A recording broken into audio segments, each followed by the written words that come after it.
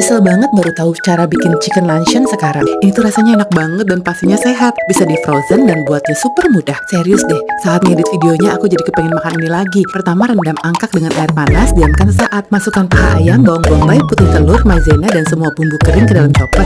Lalu tambahkan minyak ayam, kecap asin, kecap ikan, dan rendaman angkak. Kemudian kita giling hingga halus dan tercampur rata.